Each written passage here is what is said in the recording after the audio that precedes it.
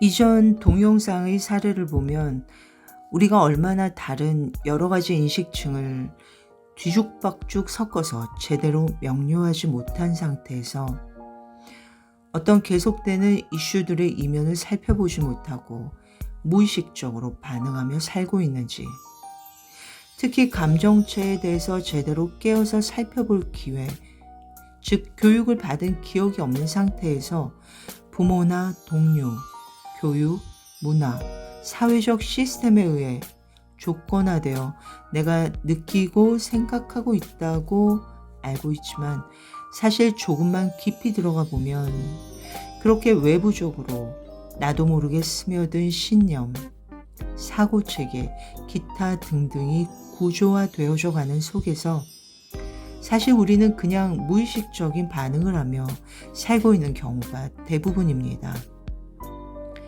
이러한 마음의 구조를 알면 알수록 부처님이 하신 말씀대로 무지가 악이다 라는 말을 실감하게 됩니다.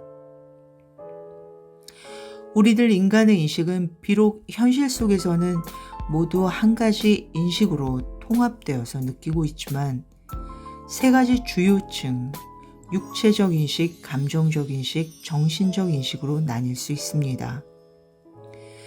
낮은 의식의 주파수에서 인간의 인식은 가장 압도적으로 몸에 국한되죠. 그러나 육체적 인식은 생존과 두려움, 감정적 인식은 욕망과 드라마, 정신적 인식은 비교와 판단에 그 뿌리를 두고 있습니다. 제가 진키, 유전자키를 공부하게 되면서 특히 집중적으로 들어가게 되고 또 필요성을 느끼고 있는 부분이 감정적 인식입니다. 지금 인류는 의식에 있어서 위대한 전환의 문턱에서 아슬아슬하게 균형을 잡고 있는 시기에 있다고 합니다. 고대의 지혜체계인 64개의 주역의 괴와 현대의 과학으로 드러난 유전자의 지식체계가 통합되어져 리차드 러드라는 분을 통해 전송받은 진키, 유전자키에서는 인간의 의식을 주파수대로 3개의 단계, 그림자, 선물, 그리고 깨달음을 뜻하는 산스크리트어인 CD로 나누고 있습니다. 같은 물질적 발현 속에서도 그것을 받아들이는 의식의 주파수대에 따라서 체험이 달라진다는 것입니다. 가령 예를 들어서 38번이라는 유전자 키는 그림자 주파수에서는 스트러글, 싸움으로, 선물의 주파수대에서는 인내로, 그리고 CD에서는 명예로 각각 다르게 받아들여집니다. 그러니까 문제는 일어나는 외부의 상황에 있는 것이 아니라 그것을 필터링하는 우리 개개인의 의식의 주파수 상태에 달려있다는 것이죠. 그렇게 우리 인간의 의식은 진화를 하게 되는데, 지금은 굉장히 큰 변화의 시기로 들어가고 있으며, 이러한 변형을 가능하게 하는 연료는 아스트랄계, 우리 감정체로부터 나오게 된다고 말합니다. 즉, 지금 우리 인류는 감정센터의 진화 과정을 겪고 있는 중이라고 말하고 있습니다. 우리의 개인적인 트라우마든 집단적인 트라우마든, 이러한 트라우마는 바로 우리 감정체에 쌓여 있는데, 사실 우리는 그러한 감정체에 대해 제대로 알지 못하고, 그래서 미숙한 반응으로 관계 맺기에서 서로 악순환의 고리에 빠져들기 십상이죠. 그것이 사실 지금 우리의 현실입니다. 예전에 영화 인셉션의 대사 중 이런 대사가 생각납니다. 무의식은 이성이 아닌 감정에 의해 움직이니 감정으로 옮길 방법을 찾아야 해 라는 말이었는데, 굉장히 인상적이었고 또 갈수록 그 의미를 되새김질하게 됩니다. 그렇습니다.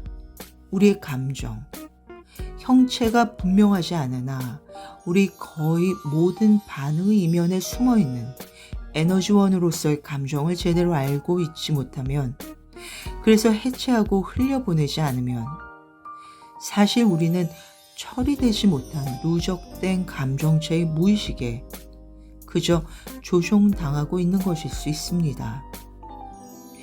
자유의지대로 나는 선택하고 있다고 생각하지만 거의 대부분은 사실 우리의 마인드가 일으키는 착각일 뿐입니다.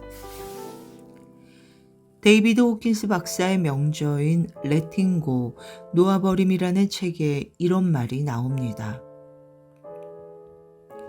면밀히 살펴보면 인생이란 본디 마음속에서 겁내거나 기대하는 바를 투사해 세상에 덮어 씌우고는 거기서 벗어나려고 긴 시간 동안 이리저리 애쓰는 일이다. 이런 마음속 두려움에서 잠시 벗어나 신이 났던 때도 있지만 여전히 마음 한구석에는 두려움이 도사리고 있다.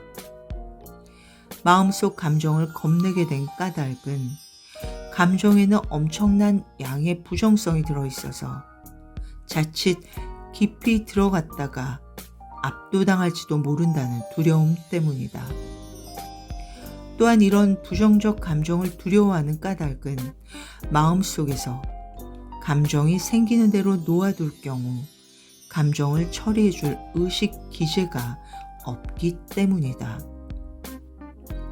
감정 마주하기를 겁내기 때문에 감정은 계속 쌓이기만 하고 마침내는 죽음이 모든 괴로움을 끝내주길 은밀히 고대하게 이른다라고요.